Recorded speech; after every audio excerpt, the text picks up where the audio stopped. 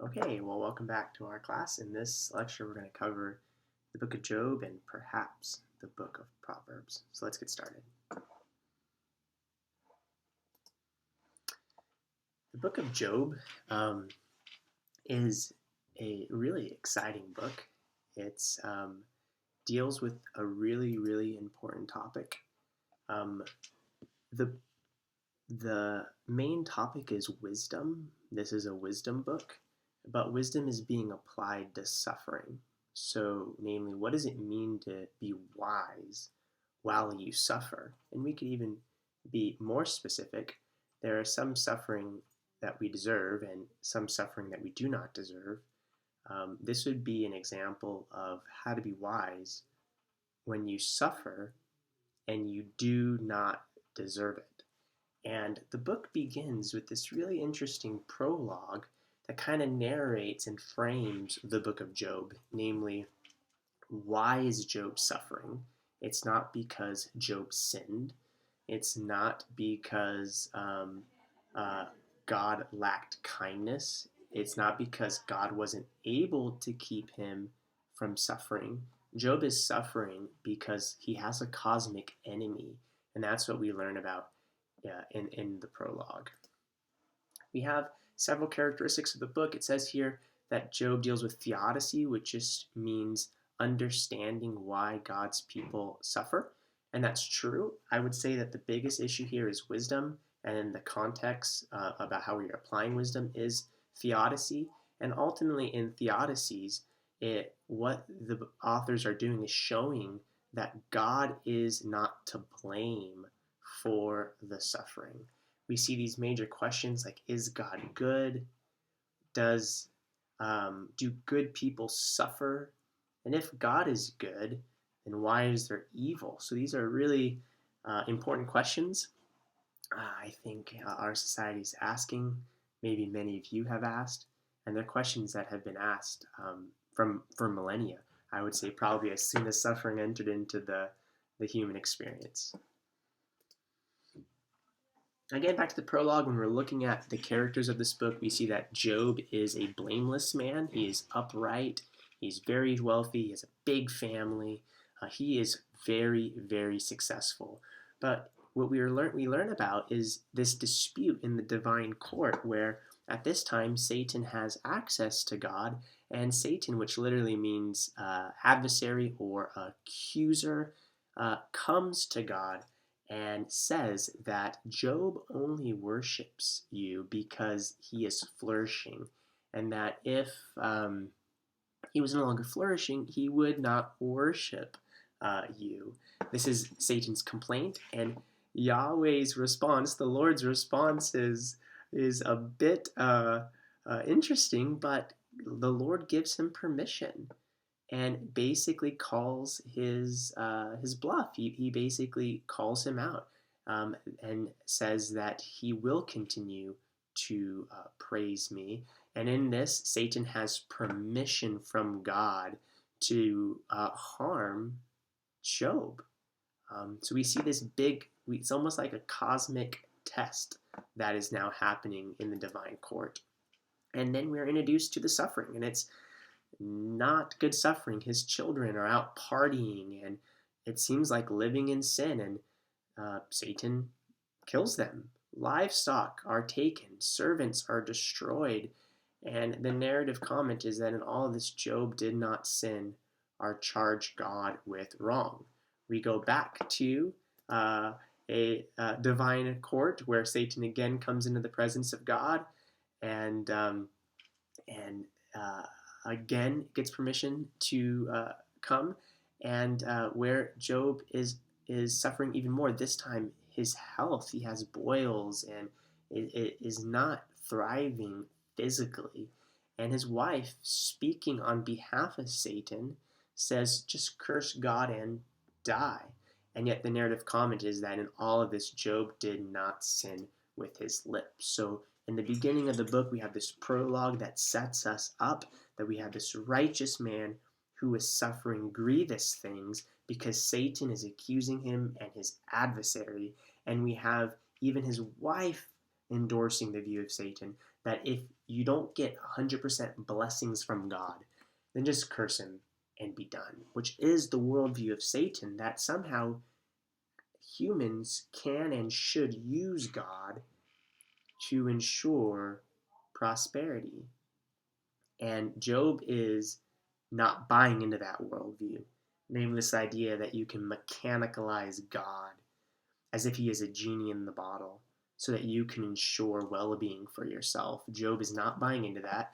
And what that does then is it sets up several, let's see, looks like we went backwards. It sets up several, let's see, where am I? It sets up now a series of speeches between Job and his friends. And in this series of speeches, we see Job beginning by complaining and lamenting his birth. He says things like, I wish I was a stillborn child on the day of birth. So he is in misery. He is expressing his pain.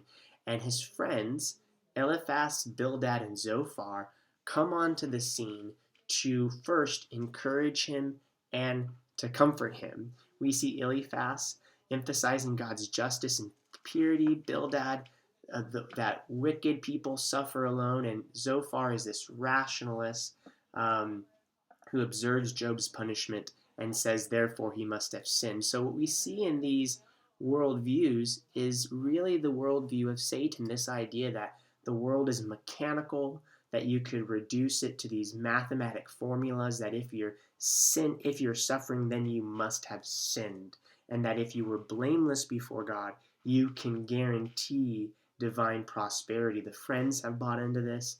Job's wife has bought into this. Satan believes in this. And yet God and Job stand outside of this worldview. And that's what we see being put to the test throughout the book of Job. So did I go back again? But this speeches really comes to a climax at the end of the book, where we learn that God says that the friends did not speak right of me. Namely, this mechanical worldview is not a proper way of thinking about the world, that there is a category of righteous sufferers.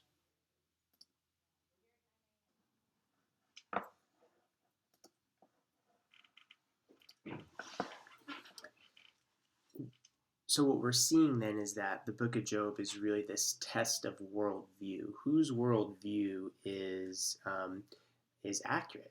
Is it this idea that the world is mechanical and it operates in a very straightforward mathematical way, that where you can plug in certain variables and then come up with certain conclusions, like if your circumstances are bad, that you're suffering, then you can know if you've sinned or not. That would be the worldview of Satan and the worldview of the friends, the worldview of Job's wife. But then the other worldview is that there could be this category of a righteous man who suffers and doesn't deserve it. And that's what's being that's what's being tested in this book. And really the latter situation is messy, isn't it? And it actually can be kind of scary. Because in the former worldview, that if you're suffering, therefore you have sinned, that's controllable. You can control the outcome if you have the right variables. But in Job's worldview, you can't control whether or not you will be diagnosed with cancer. You cannot control if your relationships will all be successful, if you'll get that job outside of college, that you will be able to even enjoy the collegiate experience. Like, what we're talking about here is that life is messy and it's not mechanical. And yet, in all of this, we have God in the beginning and God shows up at the end. He answers Job. And on the one hand, he kind of puts Job in his place, because when we examine Job's speeches, although he's speaking rightly of God and allowing this category of a righteous sufferer, we learn that he gets a bit provocative at times, demanding God to give him a response. And let's just think about that for a moment.